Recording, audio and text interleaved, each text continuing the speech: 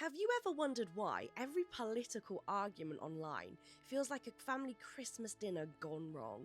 Well, according to a major study, some voters, especially those drawn to parties like Reform UK, may be adding a little extra fuel to Britain's cultural bonfire. So the King's College London Policy Institute teamed up with Ipsos for a huge deep dive into Britain's culture war landscape, and the findings are enlightening. One of the most striking lines from the report says, older and less university educated Britons are significantly more likely to say the country has become too divided. And that sentiment is especially concentrated among the voter groups that end up leaning towards Reform UK.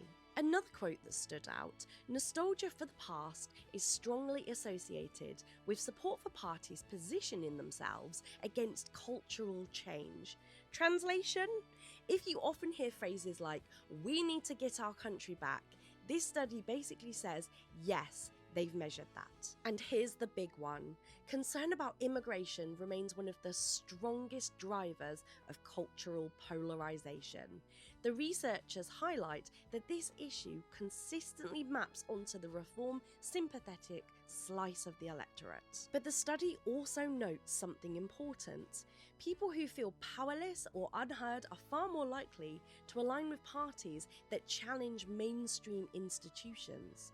So it's not just ideology, it's emotion, frustration, and a sense of being ignored. And that's the twist. It's not just politics driving reform support, it's a whole emotional ecosystem of nostalgia, frustration, and cultural anxiety. The study doesn't just describe voter behaviour, it explains the mood of the country. And honestly, that might be the most revealing part of all.